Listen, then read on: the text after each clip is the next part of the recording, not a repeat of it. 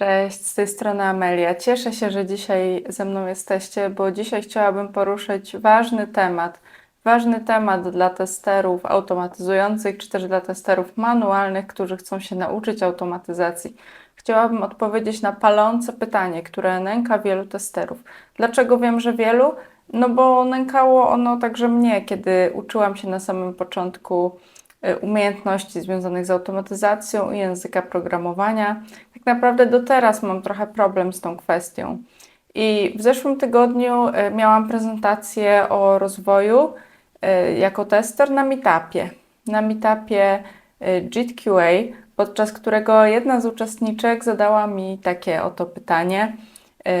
Zaczęłam się uczyć Javy, no ale stało się tak, że w projekcie teraz mam okazję pracować z Selenium i z C-Sharpem.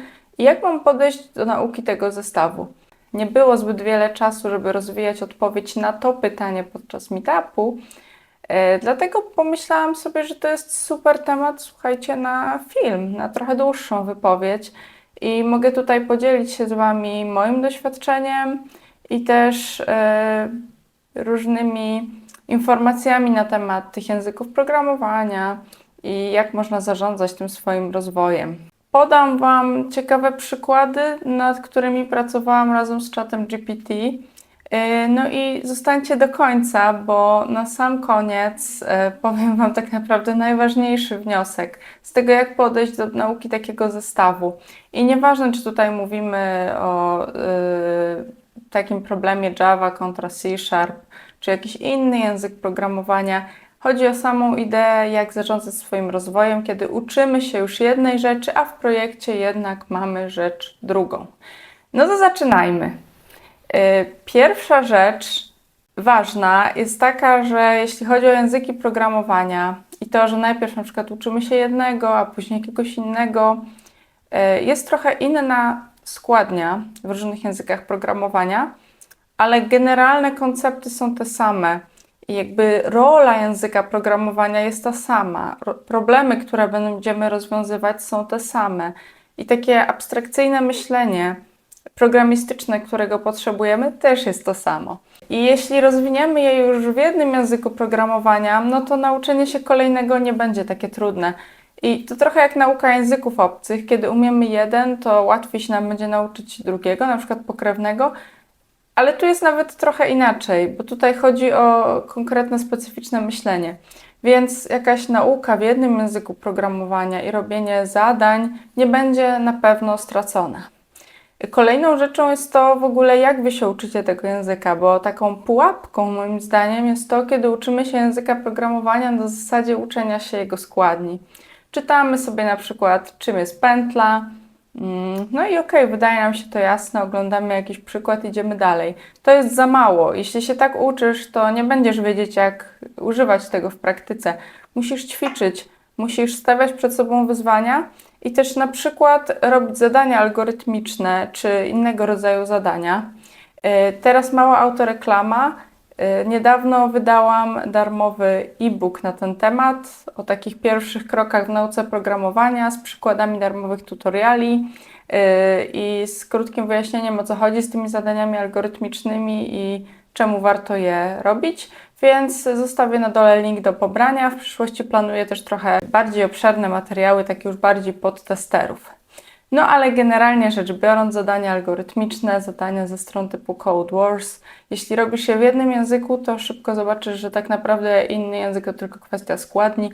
Myślenie jest to samo, dużo rzeczy jest tych samych, więc ta nauka nie pójdzie w las. Także tutaj jesteś bezpieczna, bo nie stracisz tej wiedzy, ona będzie reużywalna.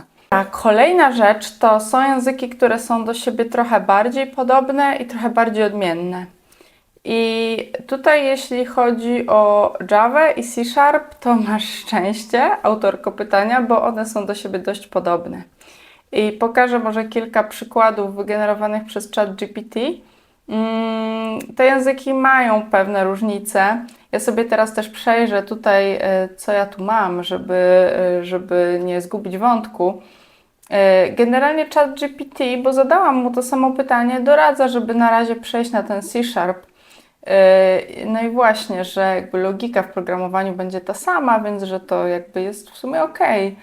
Mamy jakieś różne IDE, czyli te edytory kodu, powiedzmy w uproszczeniu, w których działamy, ale to są takie rzeczy, że nawet jak znasz IDE do Java, IntelliJ, a zainstalujesz sobie Visual Studio do C Sharpa, no to myślę, że dosyć szybko się do niego przyzwyczaisz. W ogóle zapomniałam dodać, skąd też pomysł na ten temat, no bo ja mam w projekcie C Sharp, więc na ten temat mogę też coś powiedzieć, nieco z praktyki.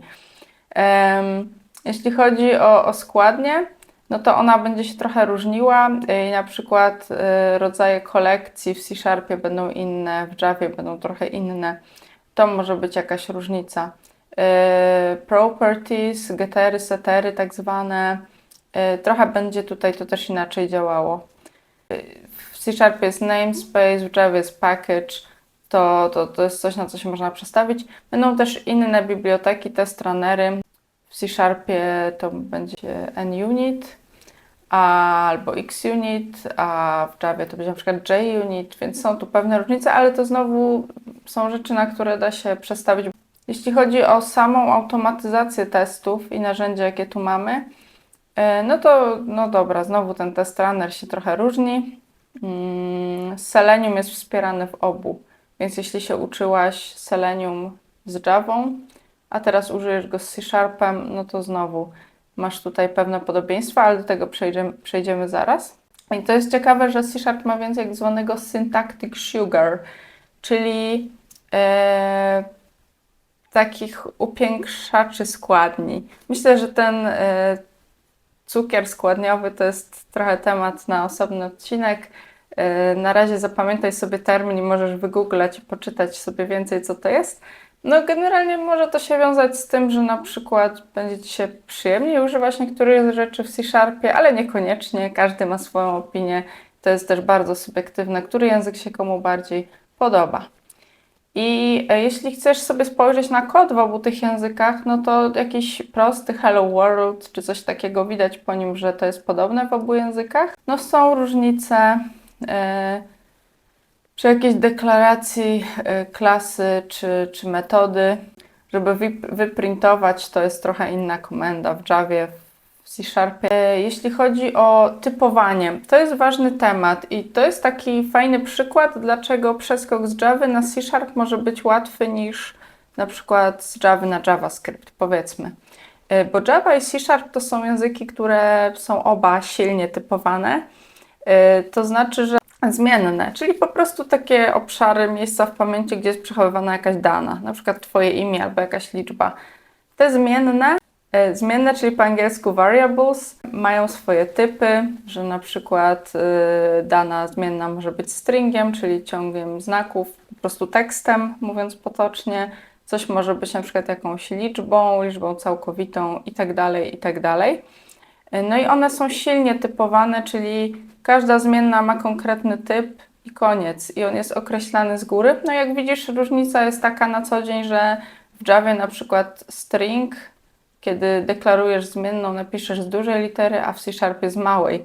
Więc to jest coś, na co znowu się dosyć łatwo przestawić. Gorzej by się mogło być przestawić na język, który jest dynamicznie typowany, czyli nie przypisujesz tam żadnego typu, tylko na przykład używasz takiego słówka var do deklaracji i możesz tak naprawdę do zmiennej o jednej nazwie raz przypisać liczbę, raz tekst, jak w niektórych językach JavaScript na przykład. No i to jest zupełnie inne działanie niż w językach silnie typowanych, więc jeśli ktoś się przerzuca z jednego języka na drugi, to może boleśnie się o tym przekonać i ta różnica może być jakimś problemem na co dzień. Natomiast, tak jak powiedziałam, Java, C Sharp, tutaj to działa podobnie. I jeszcze taki side note, w Javie czy C Sharpie też można zadeklarować zmienną za pomocą słówka var i od razu ją zainicjalizować, ale to nie znaczy, że ona będzie dynamicznie typowana. Tam po prostu sam kompilator zobaczy, jaki to powinien być typ i go dobierze, ale to są języki silnie, statycznie typowane. Jeśli spojrzymy na ify, to składnia jest chyba identyczna, jeśli się nie mylę nawet. Pętle, pętla for też będziemy mieli praktycznie niemalże taką samą składnię, czy identyczną. Też tutaj zależy, jak długo się uczysz tej Javy. Znowu to jest takie pytanie, które mogłabym zadać tej osobie. Niestety nie udało mi się z nią potem złapać kontaktu. Jeśli przerobiłeś jakiś króciutki tutorial Javy, to teraz zmienisz na C#, to jest naprawdę kwestia po prostu przejścia na inny język i już jakieś ćwiczenia, pisanie kodu zrobisz w tym nowym języku. Jeśli już masz więcej doświadczenia w tej Javie, napisane jakieś projekty, no to będziesz musiała się przyzwyczaić do jakichś nowych praktyk, ale to też nie będzie jakaś tragedia i coś po prostu totalnie nie z tej ziemi nowego. No i oczywiście masz ChatGPT, który Ci może coś powiedzieć, ale po prostu też masz multum artykułów na blogach, dokumentacji. Są też papierowe książki. Słuchajcie, ja wiem, że dzisiaj wszystko jest w internecie, ale ja na przykład czasami drażni mnie to, że muszę wszystko sprawdzać na komputerze, bo ja nie jestem taką osobą, że lubię jakoś bardzo dużo siedzieć na komputerze. Tak, wiem, to jest absurd, co ja teraz mówię, patrząc na to, gdzie ja pracuję i że tworzę. W mediach społecznościowych na przykład istnieją takie książki, tak, jest leksykon C# i tutaj tak naprawdę mamy informacje o składni, o wszystkim, jak działa ten język. Oczywiście komuś, kto dopiero zaczyna, tutaj to słownictwo się będzie wydawało trochę techniczne. To jest właśnie też problem, to całe słownictwo, bo ja tu wiecie, mówię jakaś inicjalizacja zmiennych, to tamto. Jeśli ktoś już się uczył programowania, programował, to może mu się wydawać oczywiste, ale ja pamiętam, jak ja zaczynałam, ojejku, jak ja w ogóle nie rozumiałam, o co chodzi w tym słownictwie, masakra. Więc się nie przejmujcie na początek, że nie rozumiecie wielu rzeczy, że takiej dokumentacji nie zrozumiecie, weźcie sobie jakiś tutorial. Ja zrobię osobny materiał o fajnych tutorialach, myślę, ale jest ich dużo darmowych, czy też takich książek, które wprowadzają od podstaw. I po prostu znajdźcie sobie taki, gdzie ktoś tłumaczy takim, wiecie, najpierw potocznym językiem i na pewno to zrozumiecie. Więc dobra, słuchajcie, powiedzieliśmy już sobie, że między Javą a C# nie ma kolosalnej różnicy, więc przejdźmy do kolejnego zagadnienia, czyli takie typowo testerskie skille. No bo sprawa ma się tak, że i dobra, powiem kontrowersyjną opinię. Z mojego doświadczenia testerzy automatyzujący czy programiści testów używają trochę węższego takiego zakresu skilli, umiejętności programistycznych niż programiści. Mówię tu o przeciętnym testerze automatyzującym w porównaniu do przeciętnego programisty, bo mogą być wyjątki i może być tak, że ktoś używa naprawdę wypasionych różnych skilli, ale mam wrażenie, że jednak ten zakres jest ciut węższy, że nie będziecie niektórych jakichś bardzo magicznych sztuczek i jakichś wyrafinowanych elementów języka programowania często używać. Nie będziecie na przykład używać wielu wzorców projektowych, tylko może jednego, dwóch i będziecie siedzieć w takim trochę węższym zakresie, co ma dużo zalet, bo jakby trochę może jest mniejszy ten zakres do ogarnięcia, zwłaszcza na początek. Często jest też tak, kiedy jesteście testerem automatyzującym, że jakby Wy też robicie wszystko w projekcie, nie? Też jakieś testowanie manualne, różne inne aktywności i trochę czasu przeznaczacie na ten framework do testów automatycznych. Macie go już tam gdzieś napisanego i często to stworzenie go od początku to jest dużo pracy, ale jeśli on już istnieje i to jest bardziej kwestia utrzymywania, rozwijania go, dodawania kolejnych testów, tam już dużo rzeczy jest zaimplementowanych i Wy tak naprawdę nie musicie jakoś bardzo dużo rzeczy robić od podstaw, więc musicie się oczywiście odnajdować w programowaniu, ale nieczęsto będziecie mieć jakieś nie wiadomo jak wielkie wyzwania. Bo to nie będzie jak, nie wiem, pisanie jakiejś aplikacji, jakiegoś oprogramowania od zera.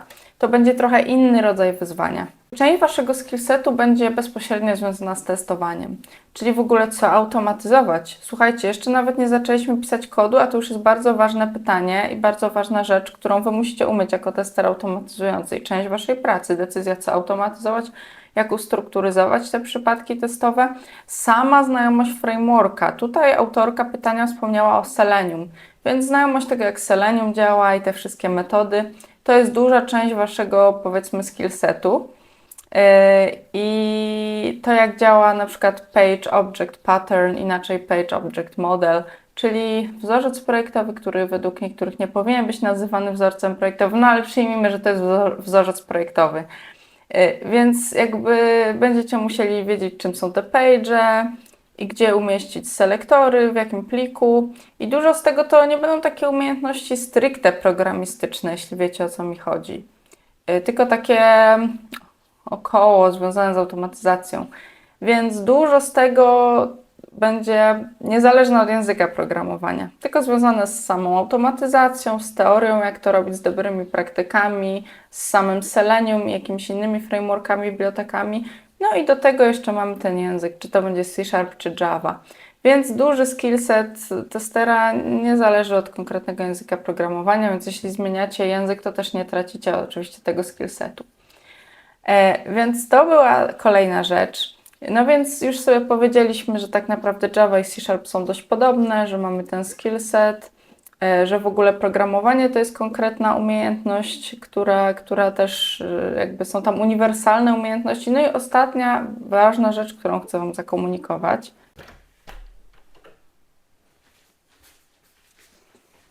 Ta ważna rzecz, poprosiłam Was, żebyście czekali do końca, bo to jest, uważam, chyba najważniejsze, to co powinniście zapamiętać teraz. To najlepszy język to jest taki, którego Wy możecie używać w praktyce, w projekcie, w którym dzisiaj pracujecie. Bo jest wiele stron, gdzie możemy ćwiczyć programowanie, automatyzację testów i one nie są złe, absolutnie, one są super. Natomiast sprawa jest taka, cześć kot, sprawa jest taka, że no, moim zdaniem nic nie zastąpi nam komercyjnego projektu, bo tam są specyficzne problemy, specyficzne wyzwania. Często trudno jest je tak jakby symulować tymi stronami do nauki testowania, więc jeśli macie okazję być w projekcie i tam pisać testy i jeszcze może być z jakimś midem czy seniorem, który Was będzie uczył tego i Wam pomagał, to jest absolutnie najlepsza opcja. I jeśli uczyliście się jakiegokolwiek języka, a teraz macie tutaj pod ręką projekt, gdzie możecie pisać w jakimś innym, no to ja bym w to szła po prostu, bo to jest taka okazja no, bardzo cenna. I może być oczywiście też taka sprawa, że ktoś zainwestował bardzo dużo w kursy z jakiegoś języka. No na przykład kupił ileś kursów Javy i wydał na to 2000 zł czy 5000 zł, a teraz jest w projekcie w ogóle z innym językiem, z Pythonem albo JavaScript i zastanawia się, co robić. No, jeśli mamy ten projekt pod ręką i nie ma opcji, żeby mieć projekt z Javą, to jest bardzo cenna okazja i zastanowiłabym się, czy warto się przejmować tym, że wykupiliśmy te kursy, czy to będzie trochę taka pułapka utopionych kosztów, nie? Że szkoda nam się z czegoś wycofać, bo wydaliśmy na to dużo pieniędzy czy czasu, no ale z drugiej strony, jeśli się z tego nie wycofamy, to stracimy jeszcze więcej, bo stracimy fajną okazję do nauki języka w komercyjnym projekcie. No i znowu, tak jak już mówiłam, wiele umiejętności związanych z programowaniem to są umiejętności transferowalne, czyli takie, które pomiędzy językami są takie same albo podobne, tak? Więc jeśli się już czegoś uczyliście w przeszłości, to nie jest tak, że wyrzucacie to do kubła. Więc odpowiadając krótko na to pytanie, ja już odpowiedziałam podczas meetupu, że ja bym faktycznie szła w ten język, który jest dostępny w projekcie, bo to jest taki deep dive. Teraz, dzisiaj, nie za rok. Nikt Wam nie da gwarancji, że w języku, w którym nie macie teraz pracy, ją znajdziecie, bo rynek jest trudny i może być różnie. Więc fajnie jest zrobić ten deep dive. Umiejętności związane z innym językiem programowania może się jeszcze kiedyś przydadzą. Kto wie, może teraz pójdziecie do projektu z C#, a kiedyś jeszcze się ta Java pojawi i wrócicie do niej. Może nie. No różnie może być. Zawsze można też pisać sobie jakiś projekt na boku do portfolio. Chociaż jeśli dzisiaj macie ten C# w projekcie, to ja bym po prostu szła na razie w ten C# i starała się przez chwilę skupić na tym, żeby się nie rozmieniać na drobne, żeby też się nie myliło, nie? Bo jak robimy coś w kilku językach naraz, to one się mieszają. Ja to mówię jako osoba, która w projekcie pisząc testy w C# poszła na studia podyplomowe związane z Pythonem i na mentoring związany z Pythonem. I to było fajne przeżycie i porównywałam sobie te oba języki i to mi w sumie dało dużo, ale z drugiej strony to było trochę za bardzo rozmienianie się na drobne i myślę, że trochę lepszą decyzją byłoby się skupić w danym momencie na jednym języku. To już wszystko na dzisiaj. Dzięki.